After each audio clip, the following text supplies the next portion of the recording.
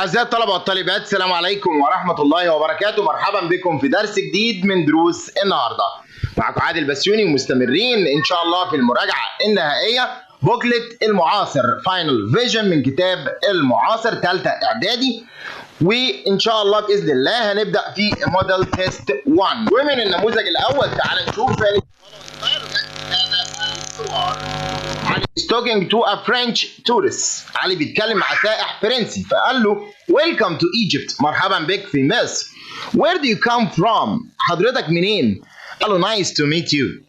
هيقول له I come from وهو قال لي ده فرنش، فإذا هيقول له I come from France. أنا جاي من فرنسا. Do you like the weather in Egypt? أو do you like Egypt؟ حبيت مصر؟ فقال له Yes I do. The weather is fine. طقس جميل and the people are friendly. والناس كمان طيبين. فقال له How long will you stay? How long علشان عندي في الإجابة for 2 weeks.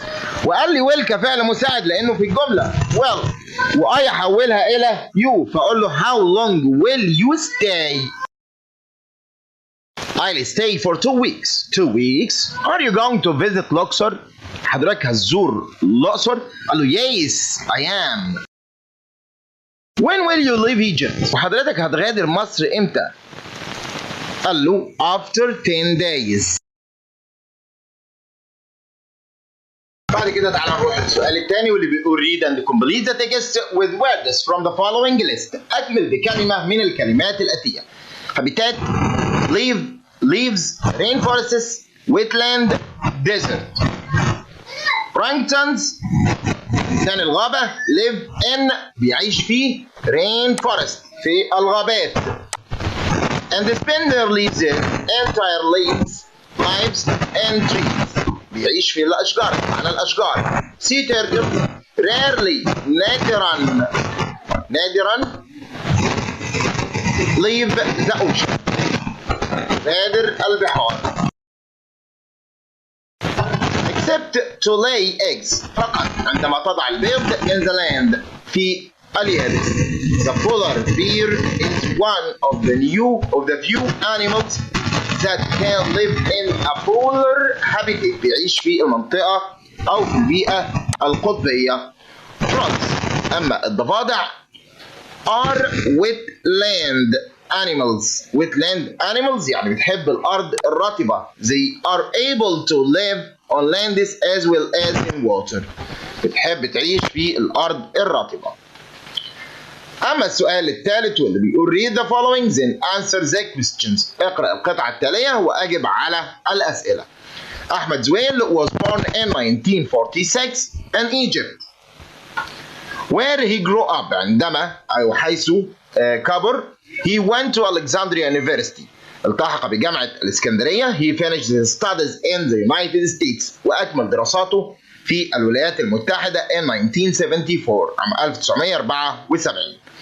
After this وبعد ذلك Dr. Zweil worked at the University of California in 1976 عام 1976. He became a professor at the California Institute of Technology في معهد التكنولوجيا في جامعة كاليفورنيا. In 1998 Dr. Zweil won the Benjamin Franklin Medal because he discovered the femtosecond يعني اكتشف الفيمتوثانية which is 1 of millionth of 1 billionth of a second. 1 من مليون من بليون من الثانية. Many scientists كثير من العلماء students طلاب are important people came to the ceremony and saw Dr. Zweil receive his prize. ورأوا دكتور زويل وهو يتلقى الجائزة. 1 year later وبعد عام دكتور زويل got the Nobel Prize in Chemistry. حصل على جائزة نوبل في الكيمياء. دكتور زويل lived in California and had 4 children. عاش في كاليفورنيا وأنجب 4 أولاد. His wife Dima Zweil is a doctor. كانت طبيبة. He helped scientists to make new medicines. ساعد العلماء في اختراع أو اكتشاف كثير أو جديد أو أدوية جديدة. He died in 2016. وتوفي عام 2016. تعال نشوف السؤال الأول واللي بيقول choose the correct answer. Dr. Zweil won the Benjamin Franklin Medal at the age of. طيب at the age of ايه؟ كان عنده كام سنة؟ طب هو تلقى الجائزة سنة 98. سنة 98. إذا هو كان عنده كام سنة؟ 52 years old. 52 سنة. Dr. Zweil got the Nobel Prize in chemistry. حصل على جائزة في الكيمياء. The main idea of this passage is about عن مين هي؟ An Egyptian scientist. عالم مصري. In California, infer from the passage that Dr. Zweil was popular. يا ترى زويل كان مشهور؟ تعال نشوف بقى من الفقرة ونعلم ونقول ازاي هو كان مشهور. اهو الإجابة many scientists, students and important people came to the ceremony and saw وشافوا Dr. Zweil receive his prize. ده طبعا إجابة السؤال رقم كام يا شباب؟ السؤال الرابع. نروح على السؤال الخامس. Predict how Egypt will be like with the help of the Egyptian science. تنبأ بشأن مصر بعلمائها. طبعا Egypt will be a great country. تصبح دولة عظيمة. أما السؤال السادس واللي بيقول summarize the text in one sentence. لخص الفقرة في جملة واحدة. Dr. Zweil's life. أروح بعد كده على السؤال الرابع. choose the correct answer. اختر الإجابة الصحيحة. is a very high hill. طبعا ده mountain الجبل. he works for a charity. he is a volunteer متطوع. the prefix 3 and the verb reuse means معناها again. the suffix al in coastal turns the noun into a adverb an adverb. the synonym of the verb protect معنى protect ايه يا شباب؟ save. the opposite of cause يسبب reason السبب. أما السؤال الخامس واللي بيقول complete the sentences with the correct form. أكمل بالصيغة الصحيحة. the national park is visited. ده مبني للمجهول والناشونال بارك مفرد فقال is والتصريف الثالث من فعل الجملة يبقى visited. تقى said that she was دي عبارة عن report speech وطبعا كل المضارع بيبقى ماضي ف is تبقى was. I am eating cake سامي. said سما دي الجملة لسه ما اتحولتش مش هنحولها لطلب ولا حاجة فنقول said سما. have you ever في السؤال ونيفر في النفي. what will happen if علا came. هنا دي حالة تانية ليه؟ لأن عندي came في الماضي ماضي بسيط would والمصدر يبقى بدل من will هتبقى would. أما السؤال السادس واللي بيقول write a review of 110 words on the following. a review of the new administrative capital عن العاصمة الإدارية الجديدة وده طبعا هنلاقيه في فيديو خاص بالرايتنج بالكتابة بإذن الله. وموديل تيست 2 الاختبار الثاني. ونروح على طول للسؤال الأول finish the following dialogue. أكمل هذا الحوار. a son wants money for his father. في ولد محتاج من باباه فلوس. تعال نشوف father can you give me 20 pounds ممكن تديني 20 جنيه. فالفاذر قال له سؤال قال له I want to visit my friend هاني. هو عايز يزور هاني فهيقول له انت ليه عايز الفلوس؟ why do you want them ليه انت محتاجهم؟ فسأله سؤال كمان قال له he broke his leg كسر رجله while playing football أثناء لعب الكورة. فهيقول له ايه what happened to هاني. what will you buy him هتشتري له ايه؟ I'll buy him a book. أنا هشتري له كتاب. When will you visit him؟ هتزوره إمتى؟ Tomorrow. Here is the money. ها هو المال. Don't forget لا تنسى to greet him. سلم لي عليه. نروح على طول السؤال الثاني واللي بيقول read and complete the text with the words from the following list. بعد كده تعالى نروح على السؤال الثاني read and complete the text with the word from the following list. Scientists played fossils amazed amazing studied. The Fayoum Depression is an area of desert southwest of Cairo. Many ancient كثير من fossils كثير من الايه؟ من الحفريات. fossil يعني حفرية. بيقول لي كثير من الحفريات are often found here, but the species of animal fossil might surprise you. The most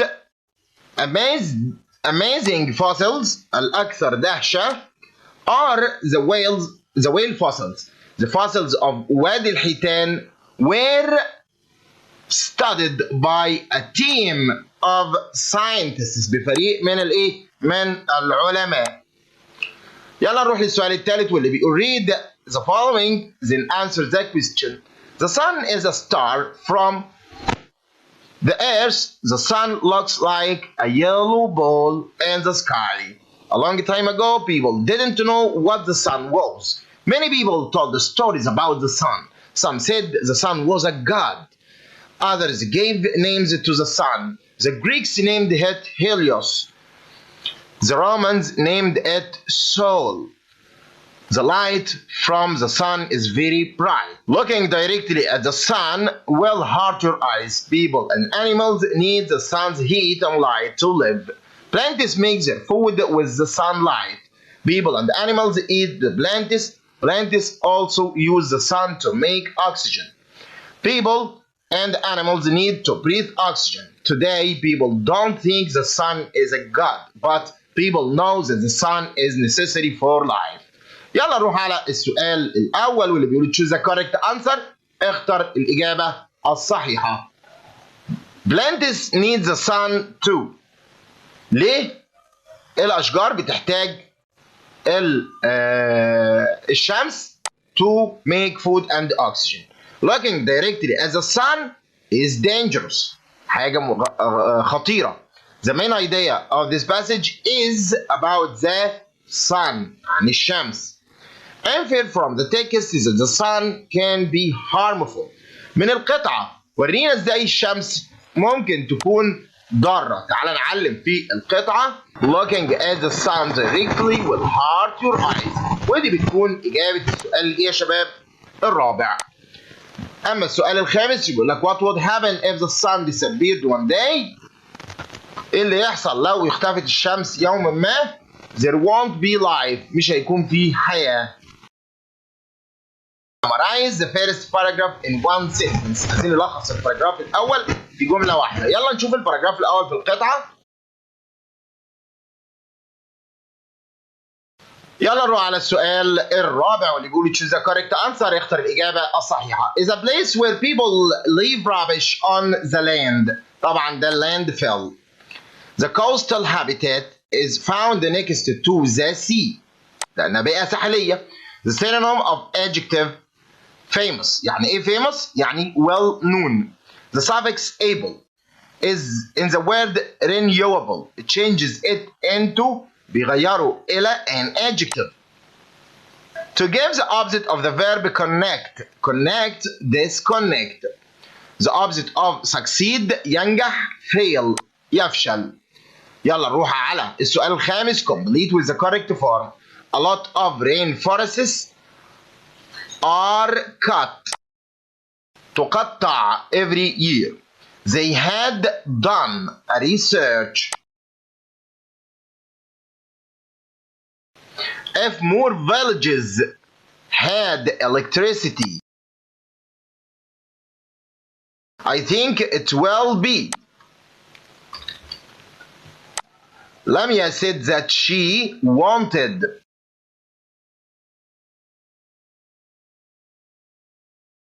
يلا نروح على السؤال الأول واللي بيقول finish the following dialogue. أكمل هذا الحوار. Summer is visiting تامر who is ill. Summer قالت you have been ill for a week. بقالك أسبوع تعبان. How do you feel now؟ فقال لها I am bored. أنا شاعر بالملل. bored. Why don't you read some books؟ ليه ما قريتش بعض الكتب؟ فقال لها I don't have any books. No problem. I can get you some books. أنا هجيب لك بعض الكتب. What kind of books do you like؟ من نوع الكتب اللي أنت بتحبها. I like reading adventure stories. بحب قراءة قصص المغامرات. What is your favorite story؟ وإيه قصتك المفضلة؟ My favorite story is Alice Adventure in Wonderland. It's my favorite too. I can lend it to you. Thank you. يلا بعد كده نروح على السؤال الثاني واللي بيقول read and complete the text with words from the following list. Cover, covered, tail, long, spaces, spaces. The monogoose is a fantastic animal. النمس حيوان رائع. There are about 30 different species أكثر من 30 فصيل of monogooses in the world. A monogoose has a covered body with short legs and a long tail وذيل طويل. Their bodies are covered by thick fur. يلا نروح على السؤال الثالث واللي بيقول read the following then answer the question. Reading is a useful and important habit in our modern life. We read books when we are alone or have free time.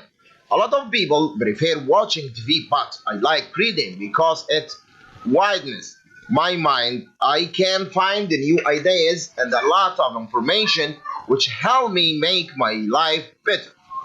It gives me the chance to think and dream. Although we live at the age of computer, the internet, and there is a television set in every house, we need to read books which are easier to carry and move with us everywhere and every time.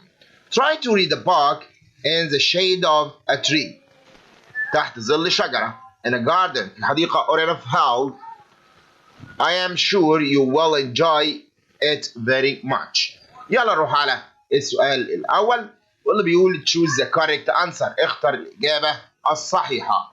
People prefer watching TV. People prefer watching TV. هنا قال لي a lot of people. إذن many people. The main idea of the passage is about the advantages of reading. أهمية أو مميزات القراءة. The writer likes reading as it his mind widens. يعني توسع الآفاق. أما السؤال الرابع واللي بيقول What do you expect will happen to printed books in the future؟ طبعا اللي هيحصل للكتب المطبوعة they will disappear.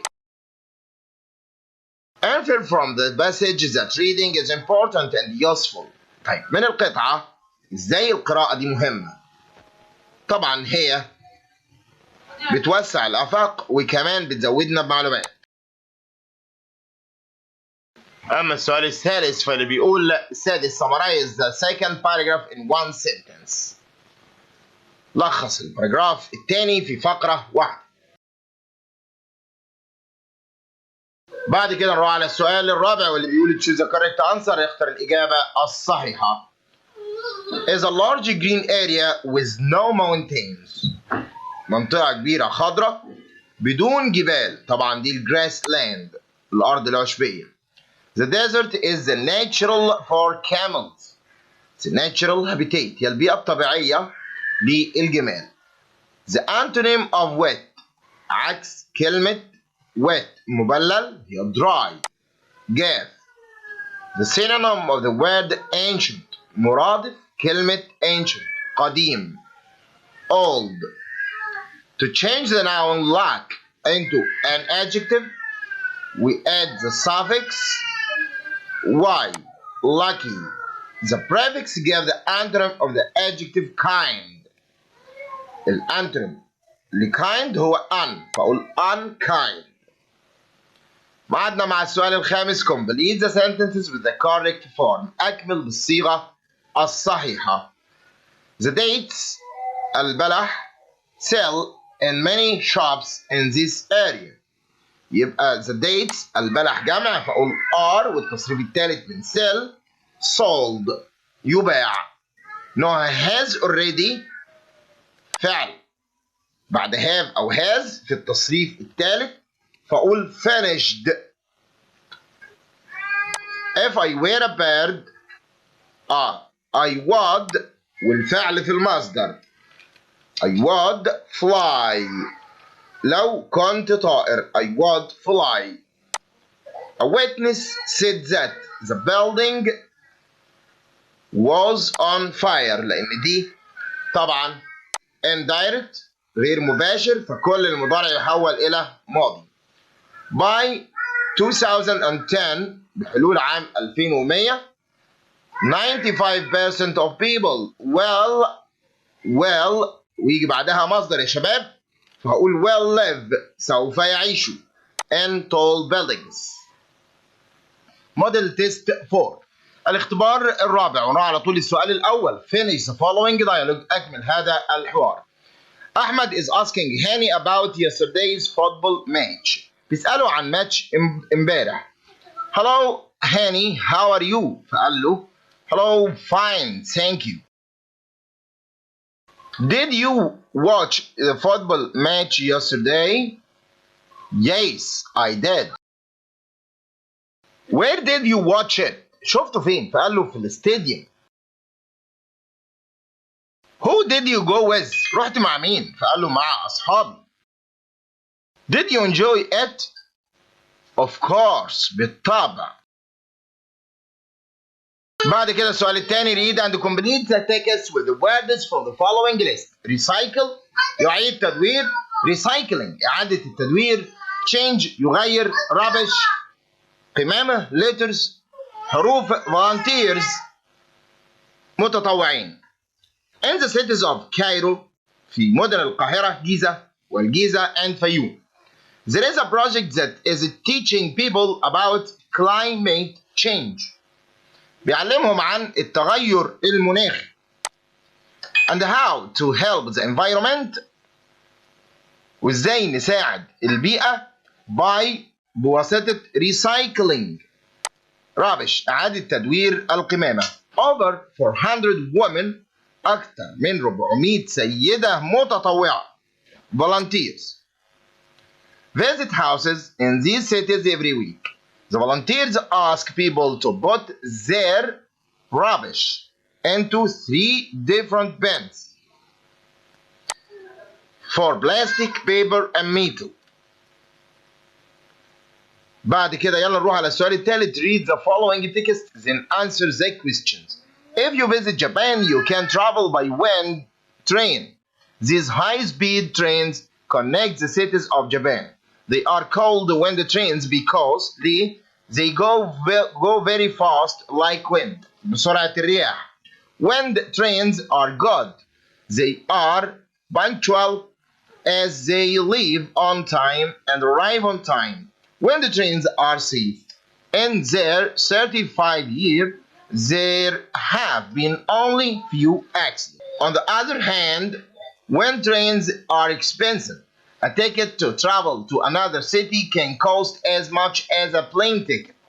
بسعر تذكرة الطيارة. However, if you fly, you will land at an airport far from a city. Train stations are usually in the middle of a city, so it's often easy to take a wind train because you will arrive where you want to be. روح على السؤال الأول. Choose the correct answer. اختر الإجابة الصحيحة. The main idea of this passage is wind trains. The train station are because they are in the middle of a city are better. بيكون أفضل. The plane ticket is the wind train ticket is as much as. Do you think the wind train ticket will be less expensive in the future? Why? ليه؟ Yes, as many people will use them. ناس كتير يستخدموها وبالتالي التذكرة هتقل. Infer from the passage that wind trains are safe. نعلم في القطعة يلا على الإجابة. نعلم في القطعة على الإجابة للسؤال الخامس. There have been few أو only few accidents. يبقى دي إجابة السؤال الإيه؟ إجابة السؤال الخامس. نروح على السؤال السادس. Summarize the text in one sentence. When the trains are expensive أو safe and expensive. وعلى طول السؤال الرابع. Choose the correct answer. اختر الإجابة الصحيحة. Butter, cheese are milk products. منتجات البان. Cutting down all trees in an area is called deforestation. إزالة الغابات. The antonym of useful. Useful يعني مفيد ونافع، عكسها useless. The word alone can be replaced by alone يعني وحيدا أو منفردا، فهقول lonely. To turn the verb into أو invent عفوا into a noun we add the suffix invent يعني يخترع، invention أصبحت noun اختراع. To give the opposite of able we add the prefix un فأقول unable غير قادر. أما السؤال الخامس واللي بيقول complete the sentence with the correct form أكمل بالصيغة الصحيحة. Our team will be able to والمصدر يبقى to when. مستر علي said that it had been. ليه؟ لأنها جملة متحولة وقلنا كل المضارع يبقى ماضي، علشان كده is بتبقى was وhave بتبقى had وhas بتبقى had will would. تقى has been sweeping أو has swept the floor already. مضارع تام swept. How would هدى feel if she visits. ده مضارع بسيط يعني حالة أولى، يبقى how will قلنا مضارع بسيط will والمصدر. Where are you taught when you were 8. Where you taught نروح على كده بعد كده ليه موديل تيست 5. Finish the following dialogue. أكمل هذا الحوار. عادل is meeting his friend هاني after a long time. بعد فترة كبيرة جدا. عادل I haven't seen you for a long time. Where have you been? أنت كنت فين؟ قال له I have been to London. London? What have you been doing there? I have been studying medicine. That's great news to study medicine. Have you finished your studies? Yes, I have. When did you come back? Hello, last week. Nice to meet you. Nice to meet you too. أما السؤال الثاني read and complete the text with the word from the following list. Die, live, keep, keeping, food, including. Seagrass is found in the sea along the coast of many countries. It's for sea animals.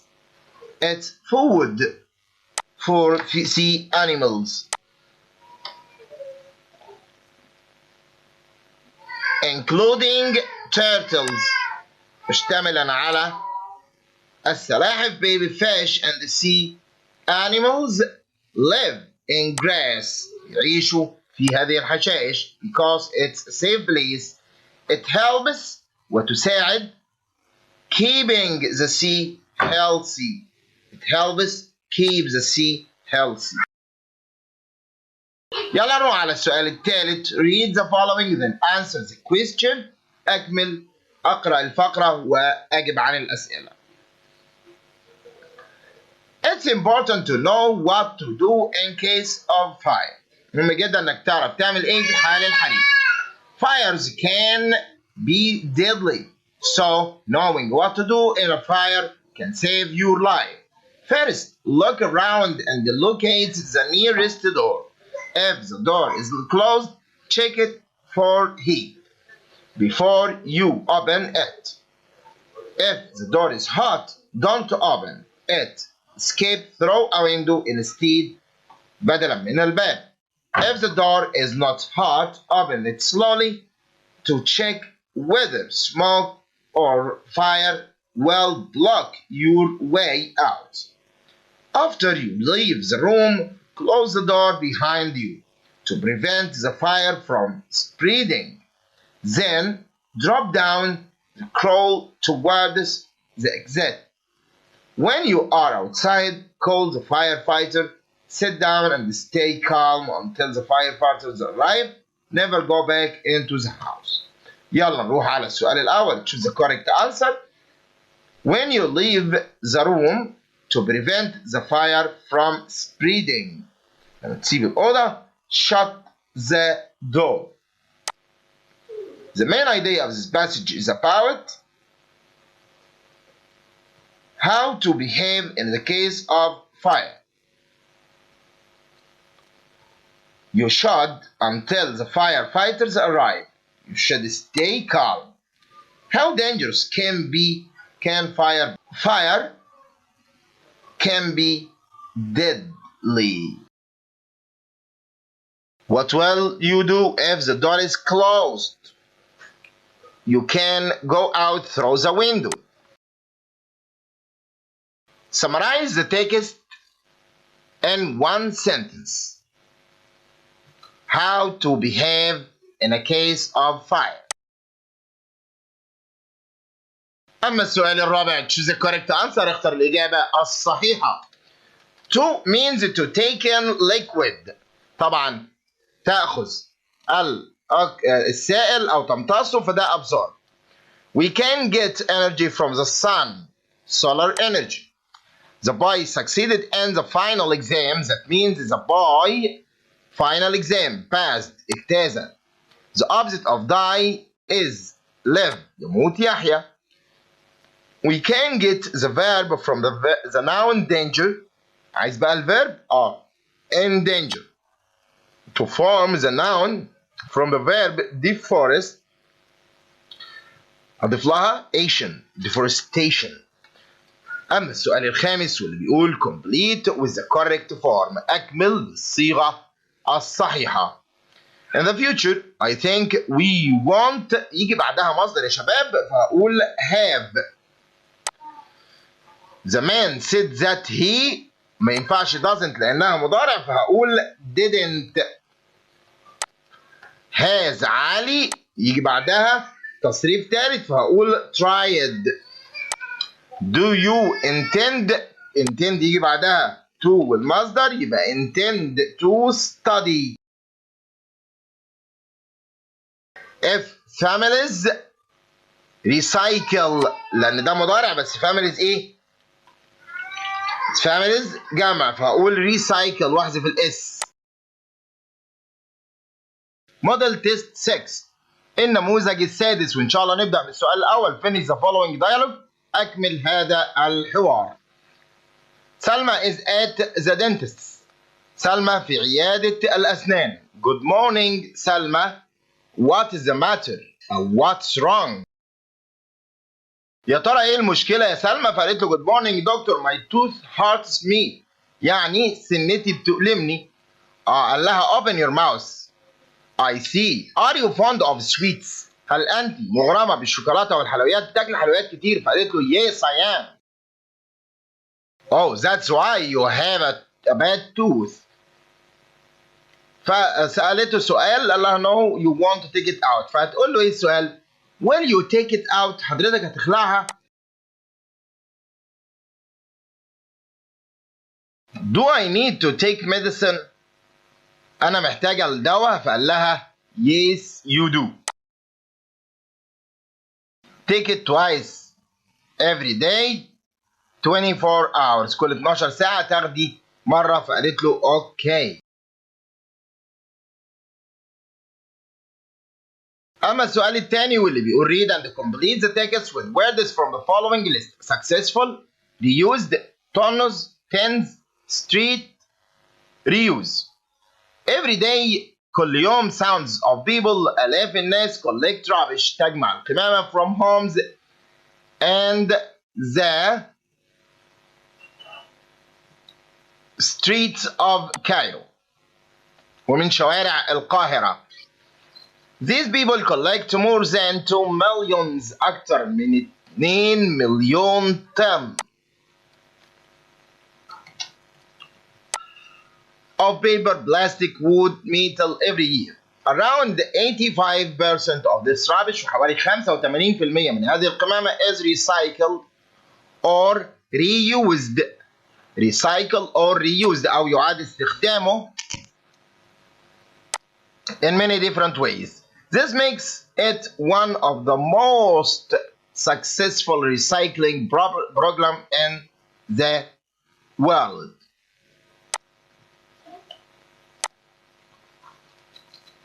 على طول نروح للسؤال الثالث. Read the following and then answer the questions. اقرأ وأجب على الأسئلة. Water المياه means life تعني الحياة. It's very important in our life. We need it for drinking, washing, cooking, watering fields, and getting electricity. We should not use it carelessly. Careless people use it badly. Some of them use too much water to wash their cars. Others leave the taps open day and night. Children need to know how and when to use water carefully. Parents and teachers have to teach their children that water means our life. It can help us turn the desert into green land to grow more crops. Nowadays, modern ways of watering plants save much water. يلا نروح على السؤال الأول واللي بيقول choose the correct answer. اختر الإجابة الصحيحة. We should teach our children to be about water, to be careful, إن يكون مهتمين بالمية. Modern ways of irrigation much water. طبعا use ولا save ولا lose ولا waste طبعا بتوفر مية كتير. The main idea of this passage is about the importance of water أهمية المية. Infer from the passage that water is very important. تعال نعلم ونشوف الإجابة بتاعتنا فين. We need water for drinking, washing, cooking, watering fields and getting electricity. طبعا ده إجابة السؤال الرابع. نروح على طول للسؤال الخامس. How can we help us grow more crops in the future؟ طبعا هتساعدنا إن احنا نزرع أكتر في الصحراء، فهنعلم على الإجابة في القطعة. helps us turn the desert into green land to grow more crops. ودي طبعا إجابة السؤال الخامس. Summarize the second paragraph. لخص الباراجراف الثاني في جملة واحدة. يلا نلخص. السؤال الرابع choose the correct answer. اختر الإجابة الصحيحة. Is a liquid used in pens or printers for writing. طبعا ده يا شباب ink الحبر. A plastic football field was used in 2018 World Cup. The word field هنا means معناها ايه؟ field طبعا ده playground. The word smashed can have the same meaning as broken. Please don't write below this ticket the antonym of below, above. The suffix forms the noun from the verb pollute. طبعا ion pollution تلوث. We add the prefix to mean to do something again. طبعا re يعني again. وقتنا مع السؤال الخامس واللي بيقول complete with the correct form. New roads is built تبنى، وده طبعا مبني للمجهول. أصرف verb to be حسب زمن الجملة، وتجيب التصريف الثالث من فعل الجملة الأساسي. He do better if he practice every day. هنا حالة أولى فهقول will والمصدر، يبقى he will do better هيأدي بشكل كويس لو هو اتدرب كويس. Doing sports helps you to keep fit أو keep fit. يبقى عندنا حلين، يا إما to keep fit يا إما to keep بس من غير to، لأن help بيجي بعدها مصدر أو to والمصدر أو verb plus ing مع with. My grandpa used to يجي بعدها فعل في المصدر فهقول used to live. They decided decide من الأفعال اللي يجي بعدها to المصدر، يبقى هقول to clean أن ينظف.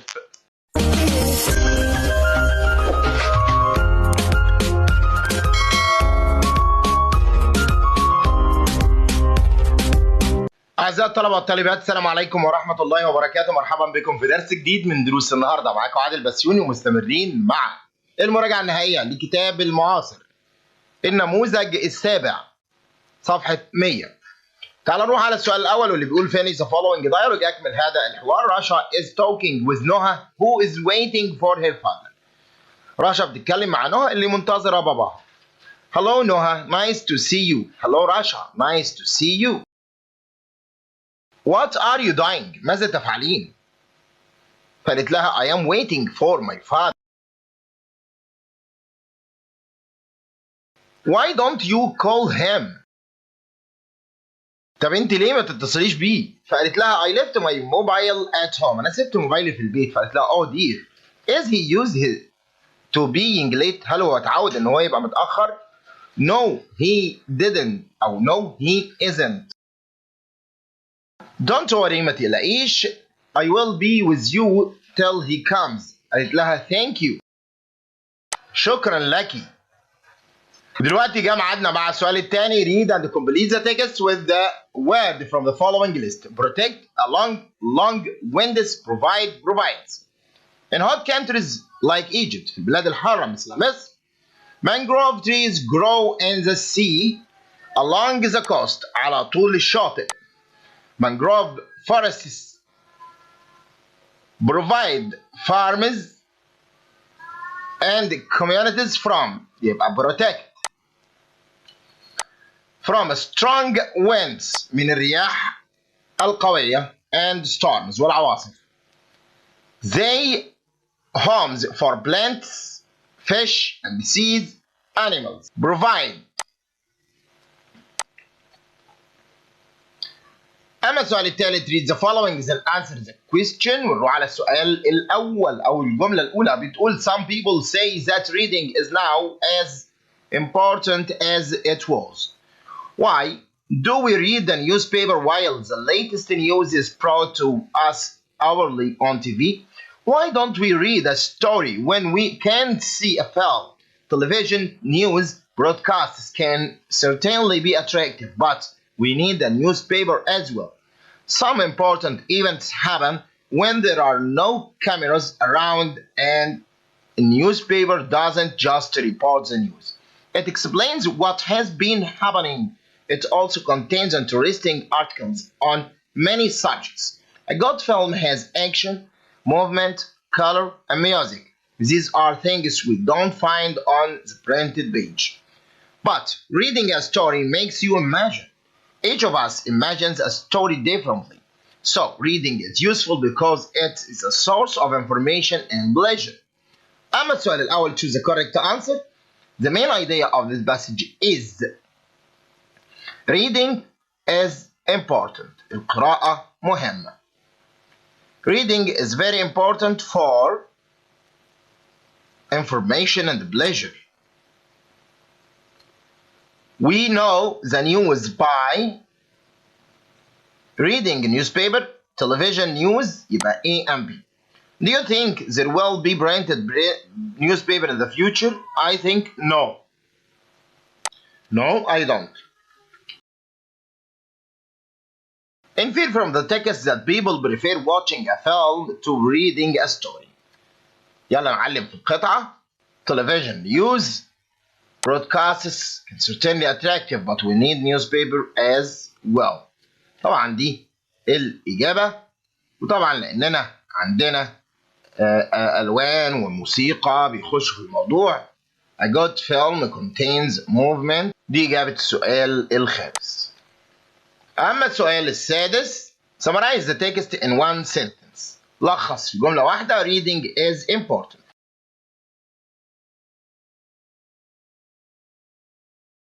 السؤال الرابع A is someone who works hard. طبعا ده التايلور. Is something is you don't need to plug it in يبقى هي wireless. The synonym of comfortable is relaxing. The opposite of the verb allow, prevent, يمنع. We add the suffix to get the noun from the verb collect. على عايز النون يبقى collection. To give the opposite of the adjective popular. Popular unpopular. أما السؤال الخامس complete with the correct form.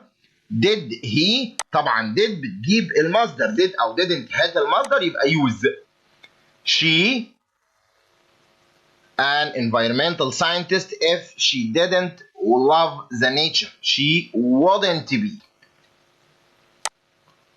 Have you been? Have you been?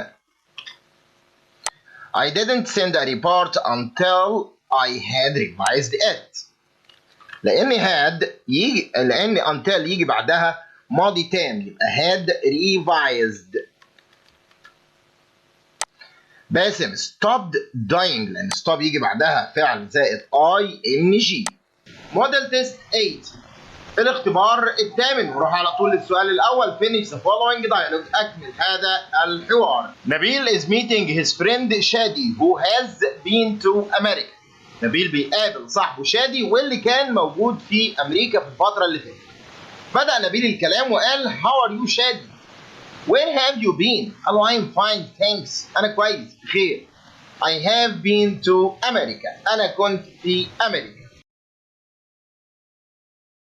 سأله سؤال كانت الإجابة I traveled with my brother. أنا سافرت مع أخويا. هيقول له إيه؟ مع من سافرت؟ Who did you travel with؟ فقال له أنا سافرت مع أخويا. فقال له how was your trip؟ كيف كانت الرحلة؟ فقال له it was great أو أي صفة. It was fantastic. It was good. فقال له سؤال how long did you stay there؟ كم قضيت؟ طب يا ترى هو سايب لي الإجابة مفتوحة. خلي بالك في الإجابة قال له oh a month شهر. يبقى أنا لازم تكون إجابتي إيه؟ شهر. فيقول له I stayed there for a month. Oh a month شهر. Did you enjoy it؟ استمتعت بالوقت؟ فقال له yes I enjoyed it very much. بعد كده السؤال الثاني read and complete the text with words from the following list.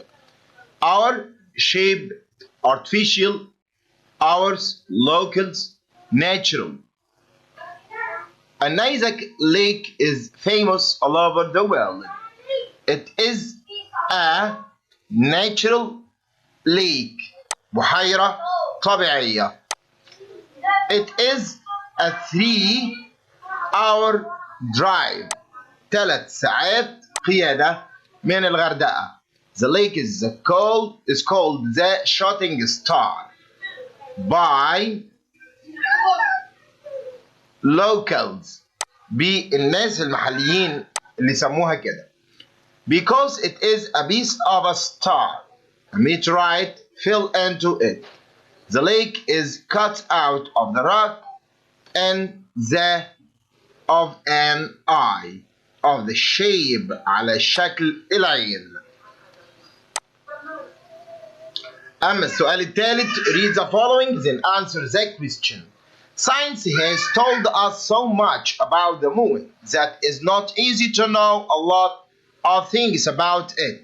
The moon is not a friendly place as there is no air or water.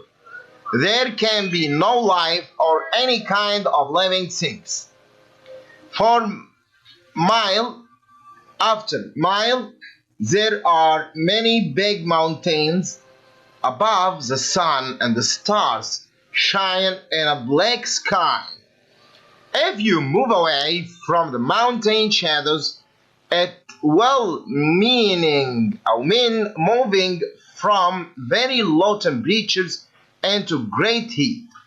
These temperatures break rocks away from the surface of the mountain. The moon is also very silent world because sound can only travel through air.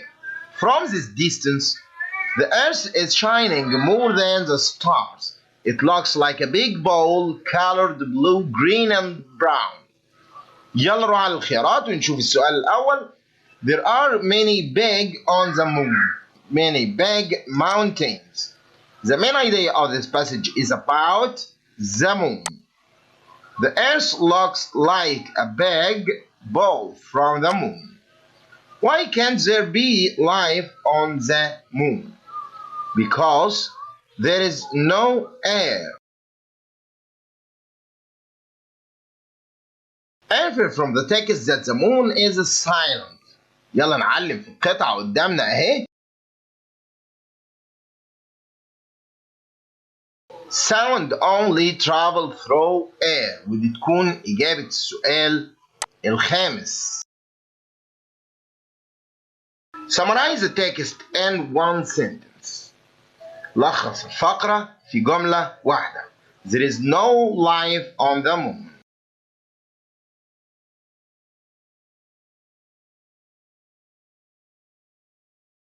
أما السؤال الرابع choose the correct answer. اختر الإجابة الصحيحة. Is information or instructions that is sent by sound light. ده signal الإشارة. باسم was surprised to see his old friend. He didn't to see him. He didn't expect. لم يتوقع. The synonym of the word huge. Huge يعني enormous يعني very big. The antonym of public. Public يعني عام وعكسها طبعا private خاص. Gives the antonym of the word possible. طبعا impossible مستحيل. To get an adjective from the word wire, we add the suffix less. Wireless. أما السؤال الخامس complete with the correct form. أكمل بالصيغة الصحيحة. More and more cars are made in Japan.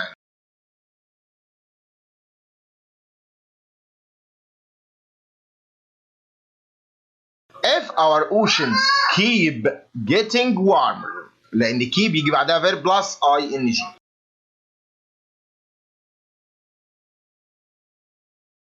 In the past, people didn't use to. Did أو didn't هات المصدر يبقى didn't use.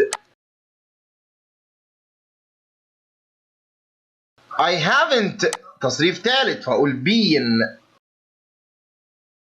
They want to be able to فعل في المصدر فأقول feed.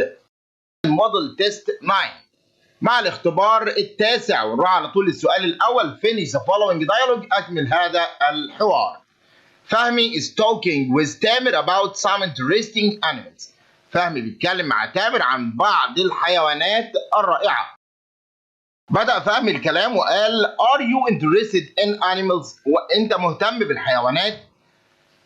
فقال له Yes I am. فقال له سؤال كانت الإجابة عليه كان I like orangutans most.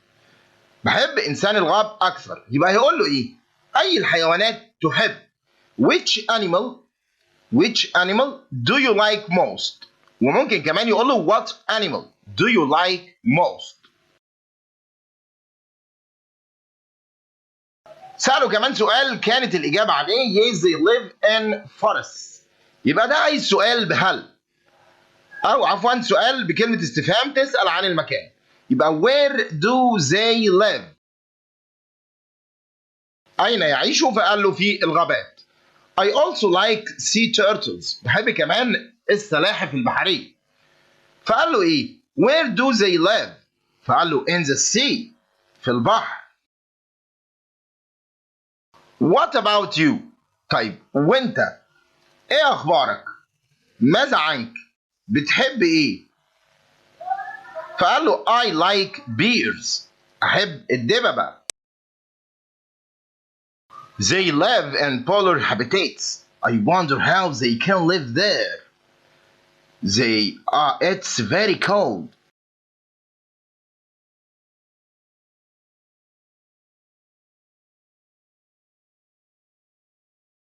وجي ميعادنا مع السؤال الثاني. read and complete the text with the words from the following list. أكمل بالكلمة الصحيحة. natural, lunar, solar, produced, produces, renewable. The energy that is produced by the sun is called solar energy. This is good for the environment because it is renewable, متجددة. This means that it comes from natural sources. أما السؤال الثالث, read the following then answer the questions. Egyptians المصريين have wonderful history in the Olympic Games. Yet we haven't won any medals since 1984 during the last Olympic Games in Greece 2004. Our athletes changed the picture, غيروا الصورة. They won 5 different medals. كسبوا 5 ميداليات مختلفة. Those medals brought smile and happiness to the people of Egypt. Egyptians and thousands went out to welcome the winners at Cairo airport. They did it because they had something to be proud of. Winning a medal in the Olympics is not that easy. ليس من السهل. It needs planning, money, and much training. We should start working for the next Olympic Games from now. بعد كده تعالى نروح على السؤال الأول واللي بيقول choose the correct answer. اختر الإجابة الصحيحة. The Egyptian athletes لاعبو القوى المصريين won فازوا medals in 2004. طبعا فازوا ب5 جوائز. The main idea of this passage is about عن إيه؟ عن the history of the Olympic Games. لا, the Egyptian athletes عن المصريين لاعبوا الإيه؟ لاعبوا القوى اللي فازوا ب5 ميداليات فين يا شباب؟ في الأولمبياد.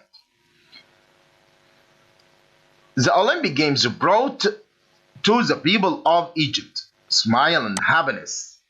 أما السؤال الرابع, will Egypt win more gold medals in the next Olympics? Yes, they will. Infer from the text that winning a medal in the Olympic isn't easy. تعالوا نعلم على الإجابة في القطعة بتاعتنا. It needs planning, money, and much training. دي إجابة السؤال يا شباب الإيه؟ الخامس. أما السؤال السادس, summarize the text in one sentence. نلخص في جملة واحدة.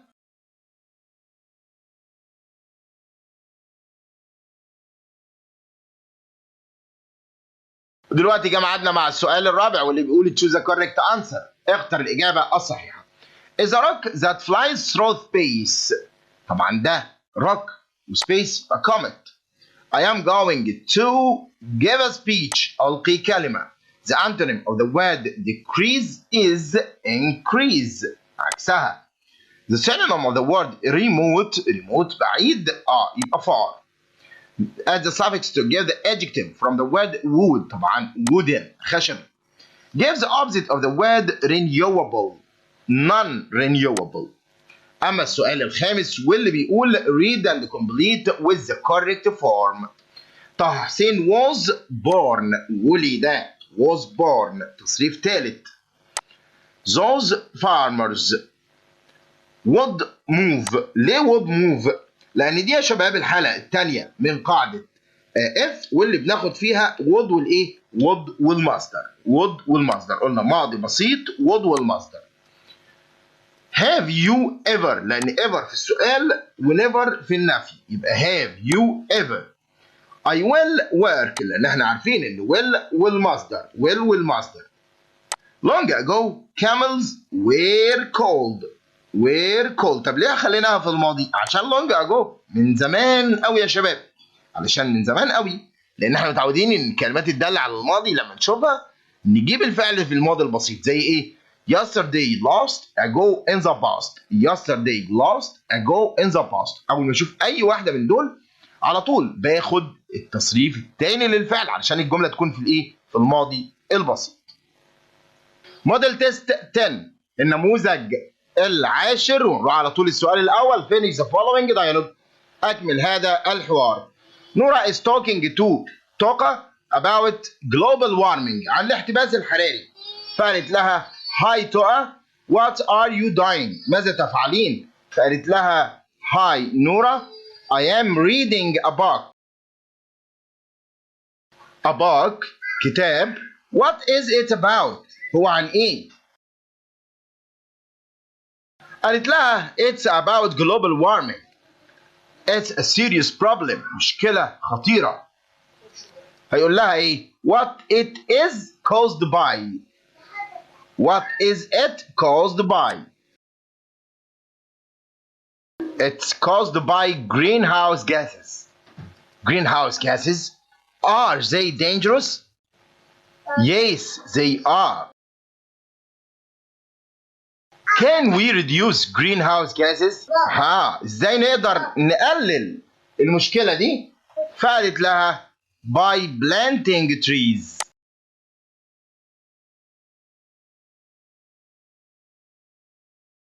بعد كده السؤال الثاني read and complete the text with words from the following list: giving, looking, discovers, discovered, ancient, flooded. The stars and the planets have always been important to us. In ancient times, في قديم الزمان, people knew what time of year it was by looking at where the stars were in the sky. The ancient Egyptians المصريين القدماء discovered اكتشفوا that a star called Sirius appeared in the sky just before the Nile flooded.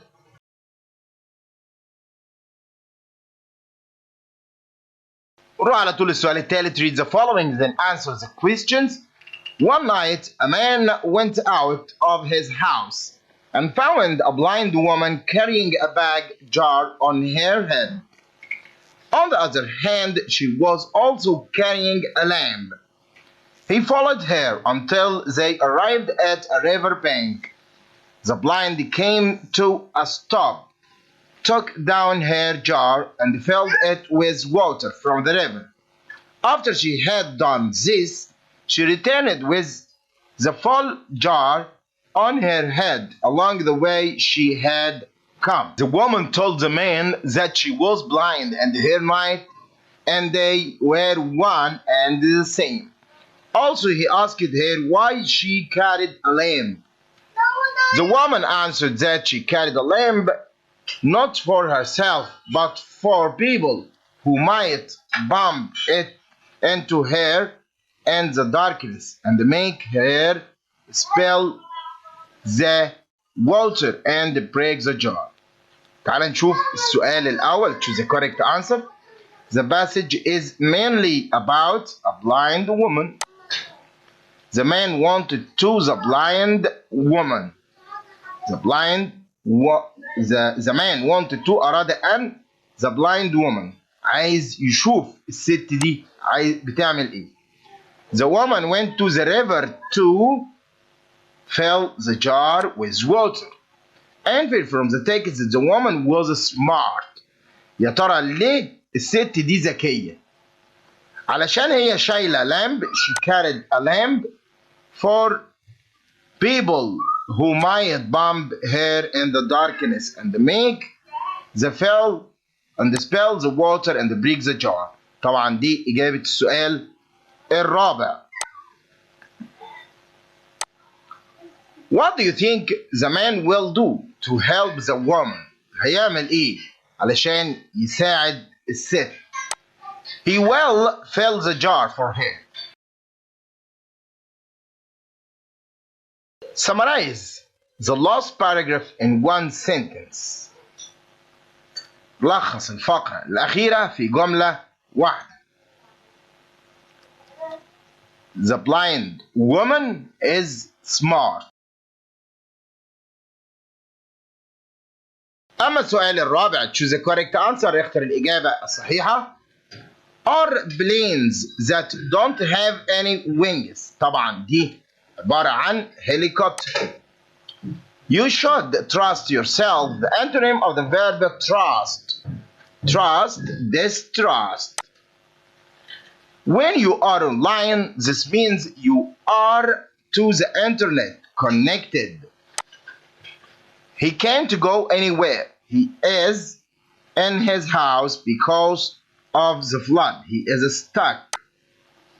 The verb means to write again, rewrite. The suffix gives the noun of the word pollute. Pollute, pollution. بعد كده يلا نروح على السؤال الخامس. Complete with the correct form. The email sent by علي yesterday. خلاص yesterday يبقى أنا هصرف verb to be في الماضي فهتكون was والتصريف الثالث. A good students need يجي بعدها to والمصدر فهقول to study. Need to study. سما used to write لأن used to يجي بعدها إيه؟ فعل في المصدر. What you do if you had دي في الماضي يبقى what would ماضي بسيط would والمصدر ماضي بسيط would والمصدر. She has been sleeping all day. طب ليه sleeping؟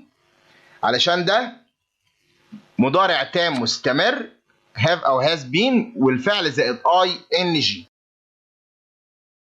والاختبار ال11 موديل تيست 11 من صفحة 110 نروح على السؤال الأول. Finish the following dialogue. أكمل هذا الحوار. أحمد is telling كريم about his birthday party. أحمد بيقول لكريم عن حفل عيد ميلاد. فقال له you know كريم تعرف يا كريم my birthday is next Friday. عيد ميلادي الجمعة اللي جاية. فقال له really بجد happy birthday to you. I am going to give a party. Are you free to join us? فاضي يعني تيجي معانا تحضر الحفلة؟ فقال له إيه؟ Sure بالتأكيد. قال له I am glad you welcome. أنا سعيد إن أنت هتيجي.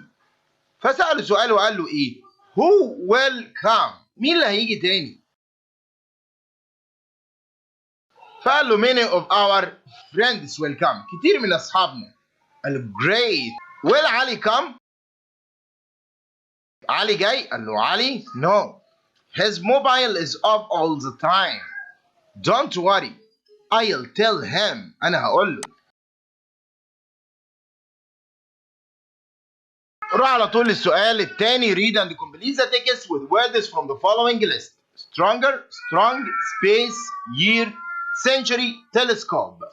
Before the beginning of the 17th century قبل بداية القرن ال17 astronomers had only studied space with their own eyes.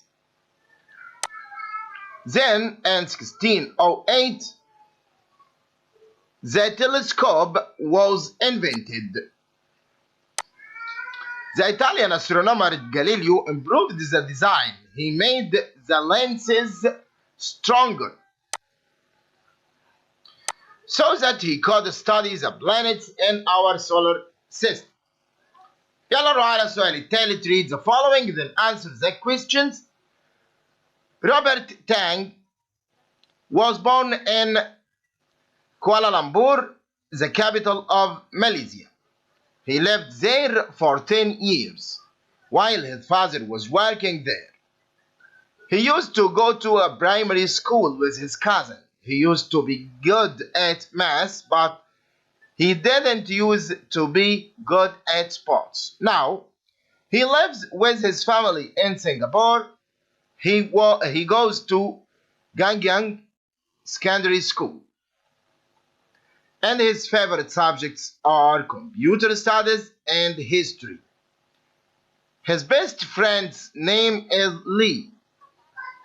He likes him because he makes him laugh. When he grows up, Robert is not going to be a businessman like his dad. He hopes he will be a doctor. Perhaps he will live in a big house with a swimming pool. He intends to visit Australia. Most importantly, he hopes his family he will be very happy and healthy. يلا نروح على الأسئلة ونشوف السؤال الأول. Choose the correct answer. اختر الإجابة الصحيحة. The main idea of this passage is about عن مين؟ عن روبرت تاني. Robert is a student. Robert likes his friendly because he makes him laugh. Infer from this passage that Robert is kind to his family. ازاي هو عطوف للأسرة بتاعته؟ يلا نشوف من القطع. لما قال he hopes his family and he will be happy and healthy. ودي يا شباب تبقى إجابة السؤال الرابع. أما السؤال الخامس واللي بيقول what will Robert's job be when he grows up؟ يا ترى روبرت هيبقى إيه؟ طبعا هو قال أنا أتمنى إني أبقى إيه؟ أبقى دكتور. فهو إن شاء الله في المستقبل هيبقى طبيب. يلا نشوف السؤال السادس. Summarize the last paragraph of the text in one sentence. Robert is kind to his family.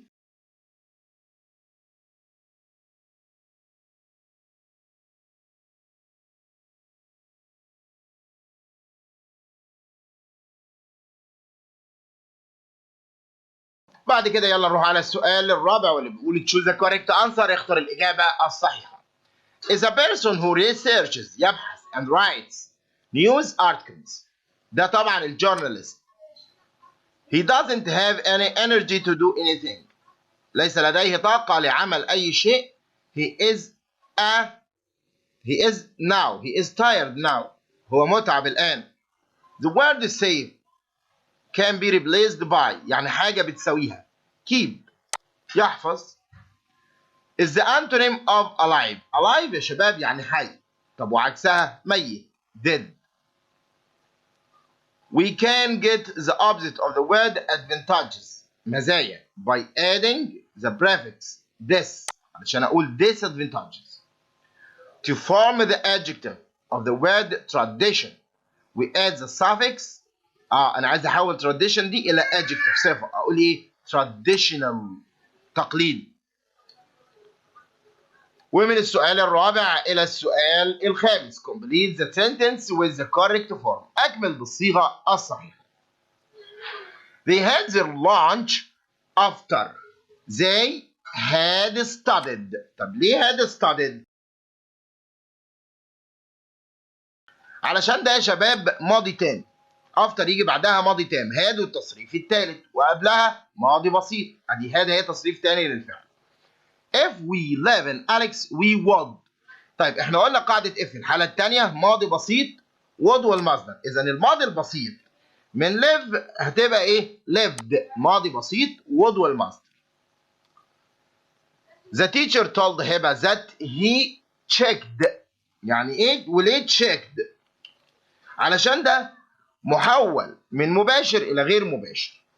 فالمحول إليه بيكون في الماضي مش هينفع يكون مضارع. فالجملة هنا مضارع بسيط أحولها إلى ماضي بسيط. Are you going to؟ Are you going to؟ وهقول بقى المصدر بعدها عادي يبقى to visit. Are you going to visit؟ to المصدر. There a dangerous accident on the road. طيب ما هو there is لأن accident مفرد. لا ما هو قال لي في الآخر إيه؟ yesterday. يبقى أنا عايز الماضي من is إيه يا شباب؟ الماضي من is was. الماضي من is was. ونروح على طول السؤال الأول. Finish the following dialogue. أكمل هذا الحوار. Nagy is at the tailor's to take his granddad's jacket. ناجي موجود عند الخياط علشان ياخد جاكيت جده. تايلور قال له ايه؟ Good evening sir. Can I help you? قال له yes please. My granddad ordered a jacket from you.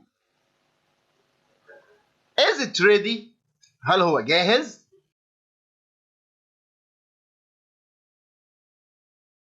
قال له I am sorry. It isn't ready yet. لم يكن جاهز. Can you come at 8 this evening? فقال له sorry I can't.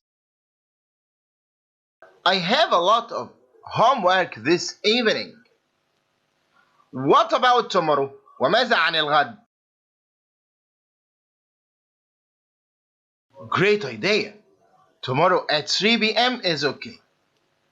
Has your granddad sent me the cost? Yes. How much does it cost? It costs £250 for sewing. Here you are.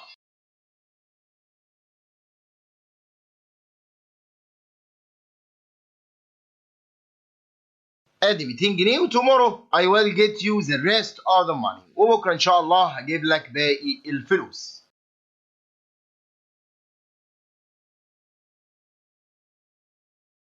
وعلى طول نروح للسؤال الثاني. read and complete the text with words from the following list. Be, is, be, touching, driverless, driver, environment.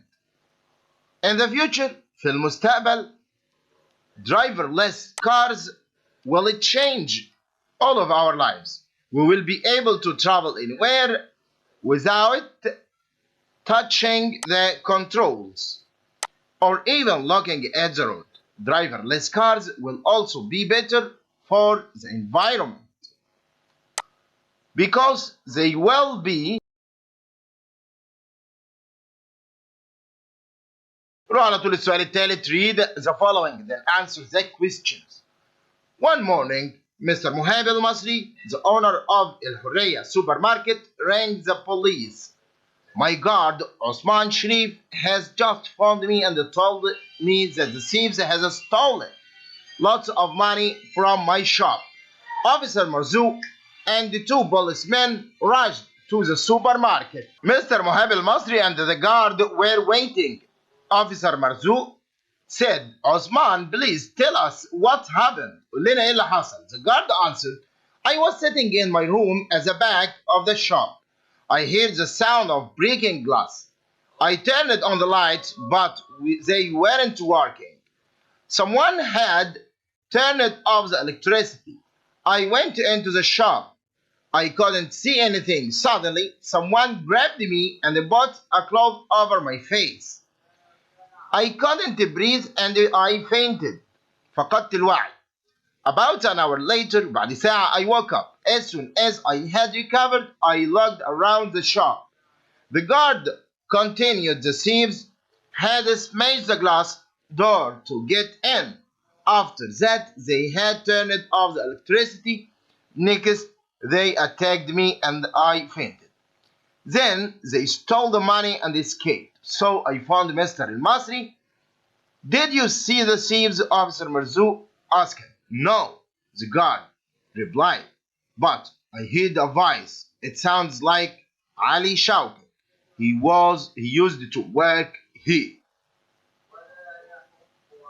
روح للسؤال الأول واللي بيقول choose the correct answer. Put a cloth over the guard's face. مين اللي عمل كده؟ طبعا ده thieves اللصوص. Someone had turned off the electricity. So they weren't working. The lights. Who found Mr. Mohab al-Masri? Osman. Answer the following questions. أجب على الأسئلة التالية. والسؤال الأول بيقول infer from the text that the guard wasn't telling the truth. يعني قول لنا من الفقرة أن الحارس لم يكن يقول الصدق. About hours later, I had recovered and I looked around the shop. هنا وكانش فيه إضاءة. يبقى ده إجابة السؤال الرابع. روح على السؤال الخامس. Predict what the officer Marzouk will do. He will ask Ali Shaukat. Summarize the story in one sentence.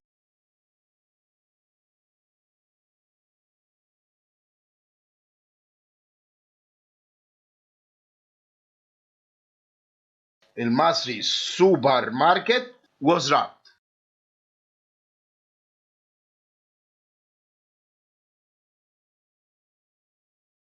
يلا نروح على السؤال الرابع واللي بيقول choose the correct answer. اختر الإجابة الصحيحة. A lion is a wild animal. Wild is the opposite of. يعني ايه wild؟ يعني بري. طب وعكس البري؟ domestic. The castle was by a tall fence. Was surrounded. محاطة. To get the antonym of the word adjective, of the adjective normal, abnormal, we add the suffix to turn the verb pollute into a noun, pollution. The synonym of popular, well known. The antonym of the word professional, amateur. روح على طول للسؤال الخامس. complete with the correct form. I think people will be able to.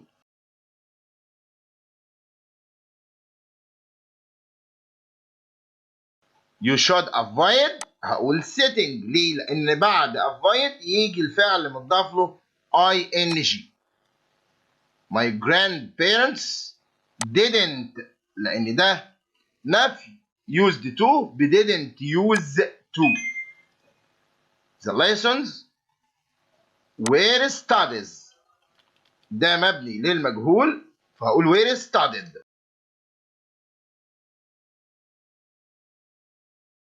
Ali didn't eat his meal until his father had come.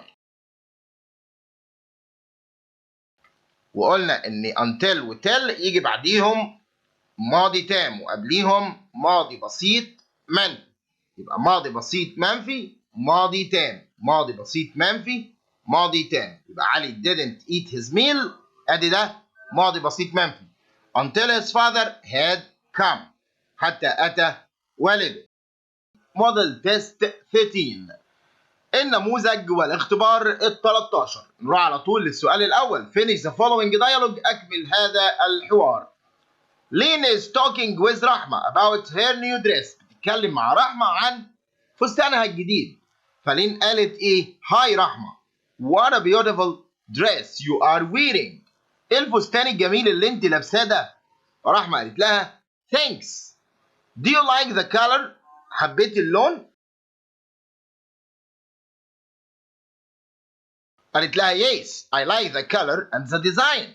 حبيت اللون والتصميم كمان. فرحمة قالت my mom sewed it for me. ماما اللي صنعته لي. قالت لها wonderful. Can't she sew one for me?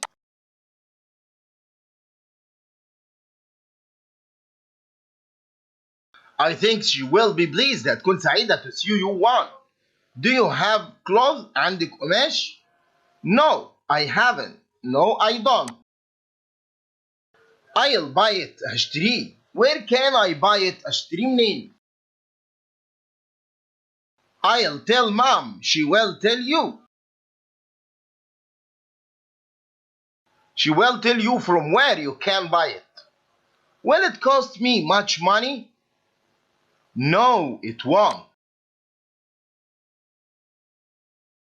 وروح سريعا على السؤال الثاني واللي بيقول read and complete the text with words from the following list. Building, cities, experts, experiences, population.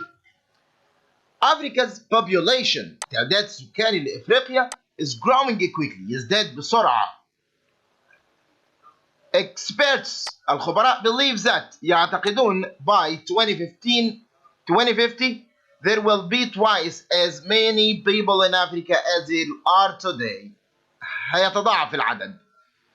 Many African countries are planning to build new cities where people can live, work, and study.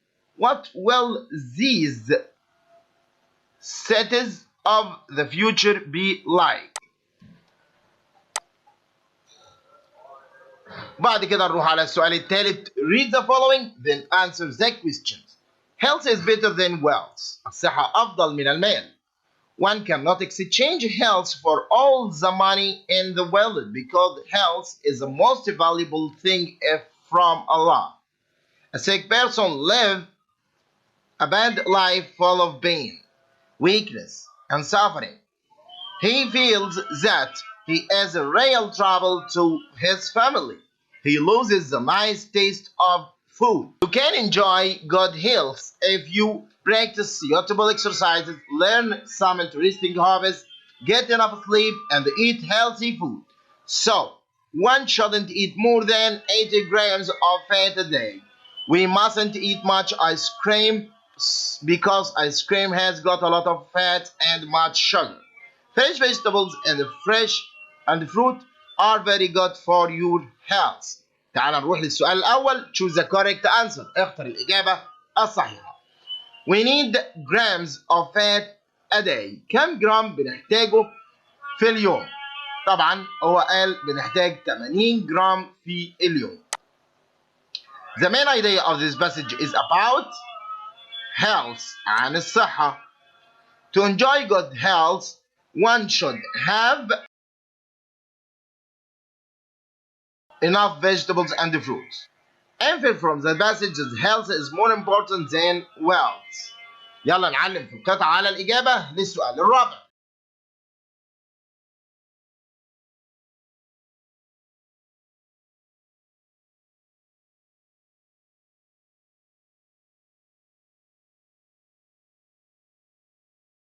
أما السؤال الخامس: What other food do you think the writer will encourage us to eat؟ إيه الأكلات التانية اللي هيشجعنا الكاتب على أكلها؟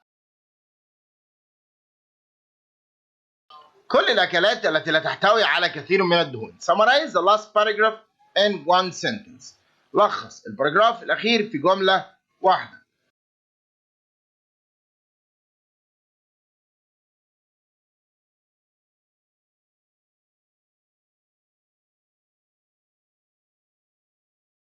روح على طول السؤال الرابع. Choose the correct answer. اختر الإجابة الصحيحة. We add the suffix to the verb advertise to turn it into a noun. طبعا هيبقى advertisement. إعلان.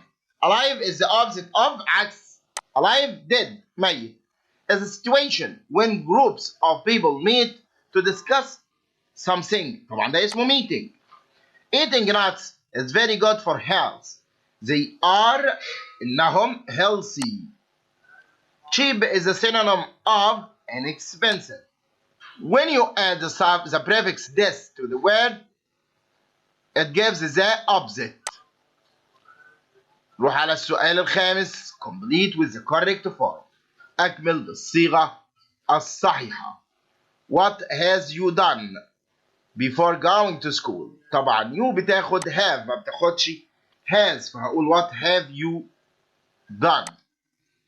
after سما after يجي بعدها ماضي تام. يعني ايه ماضي تام؟ يعني had والتصريف الثالث للفعل، فهقول had visited. there a bad accident yesterday. فهنا عايز الماضي من is. طبعا الماضي من is هو ايه؟ was. The teacher said that those books. لأن قلنا بنحول these إلى those. What will the weather be like؟ ليه؟ لأن will يجي بعدها فعل في المصدر. What will the weather be like tomorrow morning؟ موديل تيست 14. النموذج والاختبار ال 14 في صفحة 118 من المراجعة النهائية لكتاب المعاصر. روح على طول السؤال الأول. finish the following dialogue. أكمل هذا الحوار. Sarah is sad because of her bad result at the English exam. Mother, what's wrong with you, Sarah? You seem so sad. Nothing, Mom. ولا حاجة يا ماما. I had low marks in English. Difficult?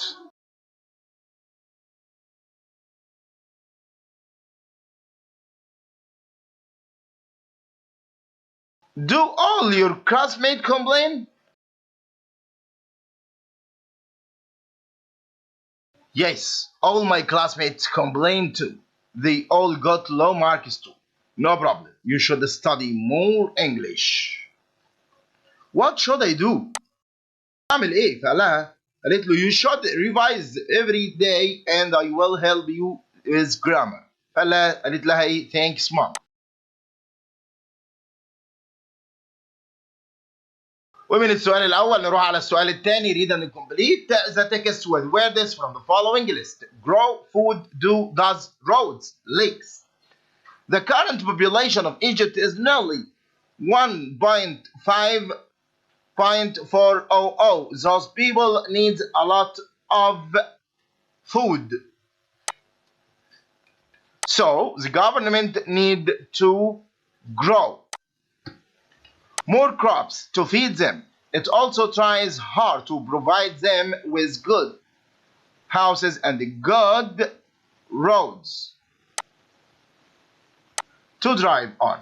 It also does its best to set up new projects. ونروح على السؤال الثالث. Read the following and answer the questions. I really have a wonderful break time at school. It comes in the middle of a school day. After the third lesson, it's usually between 11 and 11:30 in the morning. Break time is quite important because it makes us fresh again for the coming lessons. We never stay in our classes during the break. Some students have a walk in the playground, others have their sandwiches and they start eating together. I really enjoy myself during the break. After eating, I go to the school library where there are plenty of good books to read and borrow. Other time, I go to the computer lab. As soon as the bell rings, we go to our classes with fresh minds. نروح على طول السؤال الأول. The main idea of the passage is about school breaks. The break lasts for half an hour, نص ساعة. During the break, some students walk in the playground while others with their sandwiches. أما السؤال الرابع, what would happen if there was no break? We won't have a refreshment.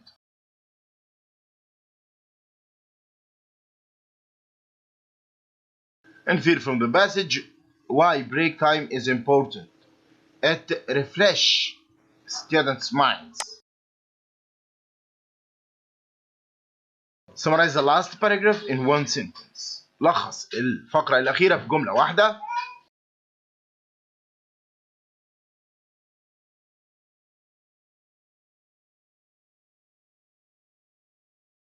نروح على السؤال الرابع. Choose the correct answer. اختر الإجابة الصحيحة. Means being put in dangerous situation. إنك تتحط في موقف خطر فأنت مهدد بالخطر. Endangered. The opposite of above. عكس كلمة above below. فوق أسفل. The coastal habitat is found next to the sea. To turn the verb renew into an adjective, we add the suffix able, renewable.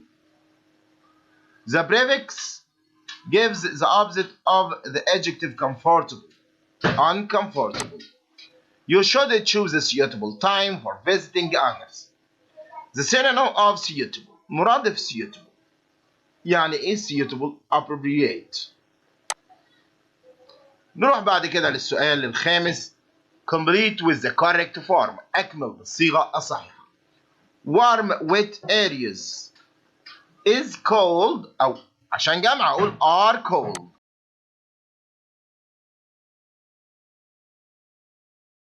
if we وعندي الجملة الثانية فيها will يبقى مضارع بسيط will والمصدر. يبقى هجيب الفعل في المضارع فأقول burn. if we burn. did your mother طبعا did أو didn't هات المصدر فهقول use. he hadn't published his ideas until just before he died. How long have you been أقول studying. ليه studying؟ علشان هنا ده المضارع التام المستمر have أو has been والفعل زائد ing. have أو has been والفعل زائد ing ده مضارع تام مستمر. موديل تيست 15 النموذج والاختبار ال 15. نروح على طول السؤال الأول. finish the following dialogue. أكمل هذا الحوار. رانيا is asking غادة about her next summer holiday. رانيا بتسأل غادة عن أجازة الصيف القادمة. هاي غادة. هاي رانيا. What are you doing؟ ماذا تفعلين؟ بتعملي إيه؟ فقالت لها I am busy preparing for my summer holiday. أنا مشغولة بحضر لأجازة الصيف القادمة. فهتقول لها إيه؟ هتقضيها فين؟ Where will you spend it؟ قالت لها in the countryside في الريف. What about you؟ قالت لها I am going to visit Paris. Oh my God, I like Paris most. Me too. Have you ever been there? But I'd like to. How long will you stay there? For 2 weeks. أنا هقعد هناك أسبوعين. بعد كده نروح على السؤال الثاني واللي بيقول read and complete the text with the word from the following list. Create, locate, government, located, growing, decreasing. More than 5 years ago, the government decided to build a new capital city in Egypt. It's going to be located east of Cairo. The government wanted to this new city because population wanted to create of Egypt is very big and it is growing in the future ويزداد في المستقبل. روح على طول السؤال الثالث. read the following then answer the questions. Andy has been worried all the week. Last Monday he received a letter from the police. In the letter he was asked to come at the police station. Andy wondered why he was wanted by the police, but he went to the station yesterday and now he is not worried anymore. At the station he was told by a smiling policeman that his bicycle had been found 5 days ago. لقوا العجلة بتاعته من 5 أيام. The policeman told him the bicycle was picked up in a small village 40 miles away. It's now being sent to his home by train. And he was most surprised when he heard the news. He was amused too, because he never expected the bicycle to be found. It was stolen 20 years ago, when Andy was a boy of 15. يلا نروح على السؤال الأول ونقول choose the correct answer. The main idea of the passage is about عن great news for Andy. Andy's bicycle was stolen years ago. سرقت من كام سنة؟ من 20 سنة. 20 years ago. Andy was amused because the bicycle to be found. He never expected the bicycle to be found. What do you think Andy will do with his bicycle? He will ride it. Infer from the text is that Andy is lucky. Andy كان محظوظ. من القطعة bicycle was picked in a small village 40 miles away and was sent by train. Now إنه لقوا العجلة بتاعته مرة تانية. Infer from the text summarize the text in one sentence. Andy was a lucky man.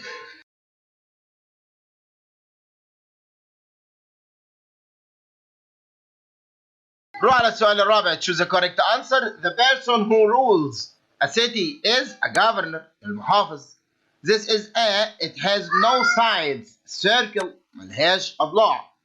To make an adverb from the adjective complete عايز منها صفة يبقى ly completely. The prefix makes the opposite of the adjective possible. طبعا مش هنقول impossible. There is a similarity between two objects. The antonym of similarity difference اختلاف. The synonym of the verb agree accept. ومعادنا مع السؤال الخامس. complete with the correct form. has سلمى ever been. ليه ever؟ لأن احنا قلنا ever في السؤال ونيفر في النفي. ever في السؤال ونيفر في النفي. هاني would يجي بعدها الفعل في المصدر فهقول would get. سامح had والتصريف الثالث للفعل فهقول travel. جبل قلبة isn't visited. ده مبني للمجهول، بصرف فيرب تو بي واجيب التصريف الثالث من فعل الجملة الأساسي. we need to يجي بعدها فعل في المصدر فهقول use. we need to use. أشكر لكم طيب المتابعة والسلام عليكم ورحمة الله وبركاته.